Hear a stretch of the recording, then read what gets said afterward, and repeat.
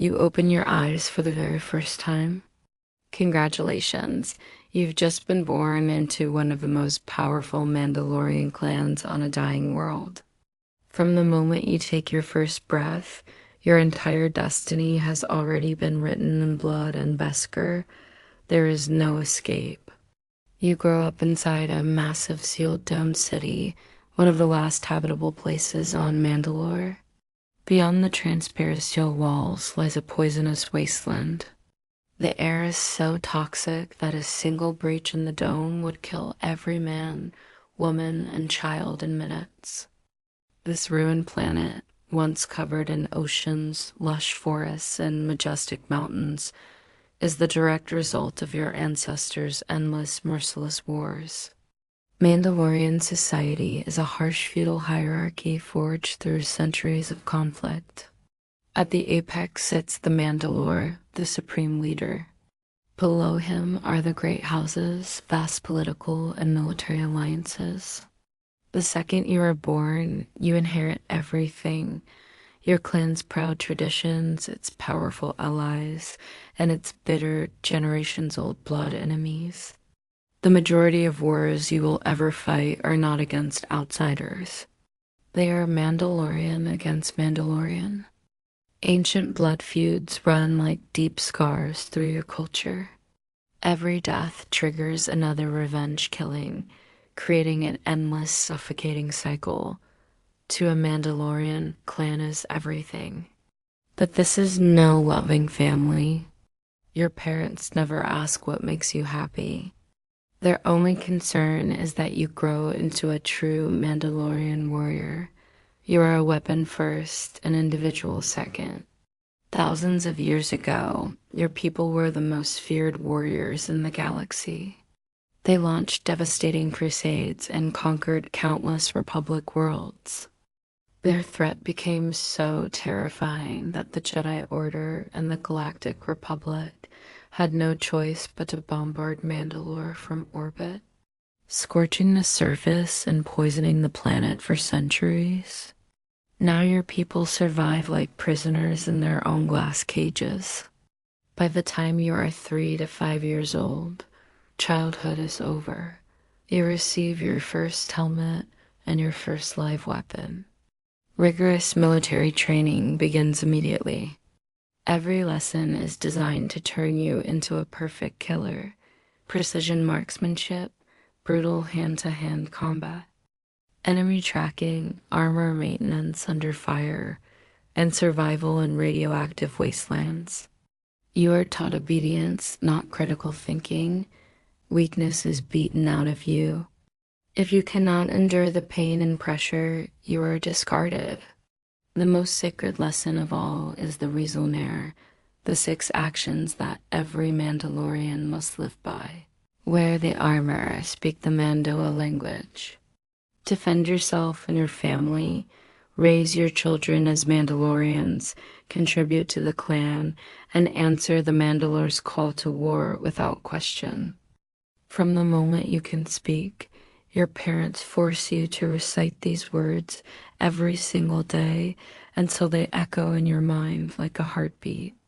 Break even one tenet, and you are branded Darmanda, no longer Mandalorian. You lose your name, your family, your honor, and your place in society. It is a fate worse than death. At 13, you complete your training and are declared an adult. You are given, or you forge, your own suit of Beskar armor. This gleaming Mandalorian iron can stop blaster bolts and even deflect lightsaber strikes. In the strict Children of the Watch sect your clan follows, you take a solemn vow. You will never remove your helmet in front of another living being. Not your parents, not your future spouse, not even your own children. Your face becomes a secret you will carry to the grave. Right after training, real life begins. You become a mercenary, a hired gun for the highest bidder. You travel across the galaxy fighting other people's wars on planets you've never heard of, for causes you don't care about. 1 month you bleed for the Republic. The next you fight alongside separatists. Then you slaughter for the huts. Loyalty and honor are meaningless. When there are no wars, you turn to piracy, smuggling, bounty hunting, or crime just to keep food on the table and your armor intact. The glorious warrior myth is, in reality, a desperate struggle to survive. Beskar armor is the heart of your identity, yet it is also a merciless master. It is incredibly expensive and requires constant, costly maintenance. Every battle leaves new scars. You cannot turn down dangerous contracts because refusing means your clan starves and you are labeled a coward.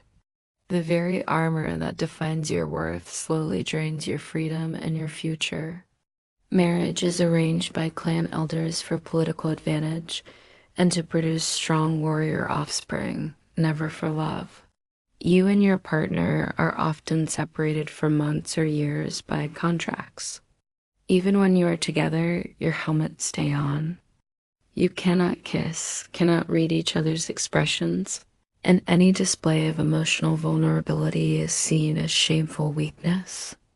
If your spouse was not born Mandalorian, they must completely erase their old culture and fully convert, or both of you will be exiled forever. Around age 20, another devastating civil war erupts. The new Mandalorians want to abandon the old warrior traditions.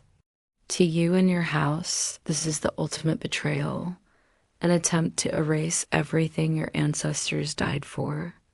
You fight with absolute conviction, gunning down former friends and family who speak the same language and once shared your fire.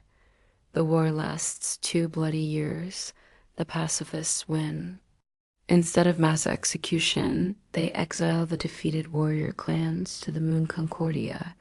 But exile does not break you.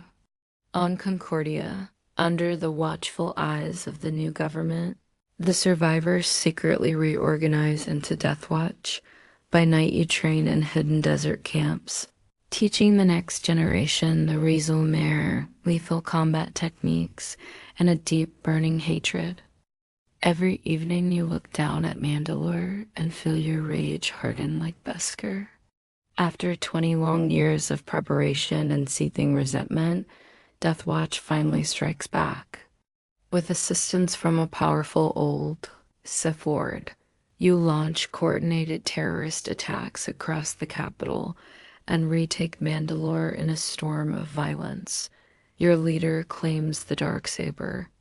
For one brief shining moment, it feels like justice has been restored. Yet victory is short-lived.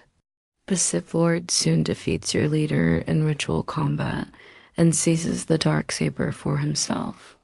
Death Watch fractures into bitter factions. Some accept him according to ancient tradition. Others refuse to follow a non-Mandalorian outsider. Another civil war ignites. The chaos leaves Mandalore fatally weakened. The Republic sends clone troopers to restore order, but Order 66 turns those same clones into Imperial stormtroopers.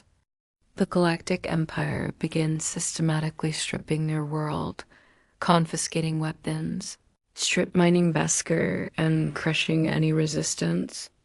Some Mandalorian clans shamefully collaborate with the Empire, betraying their own people for scraps of power. You continue fighting into your 60s, a lifetime spent in armor, soaked in blood and regret. Then the end comes without warning. Imperial Star Destroyers open fire from orbit. Turbolaser bolts rain down like judgment from the sky. Domed cities explode and collapse.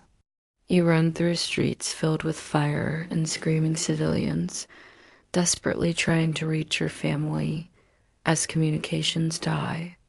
Stormtroopers flood the ruins, executing anyone still wearing Mandalorian armor. A blaster bolt slams into your chest. Another shreds your leg. Your faithful Beskar holds long enough for you to feel the final moments. You collapse among the rubble and fallen warriors, watching your homeworld burn once again. As your vision fades, Imperial troops rip the Beskar from your broken body, the armor your family forged and maintained for generations. Treating it as mere battlefield loot, there is no funeral, no song of remembrance, no honor. Only smoke, silence, and ashes.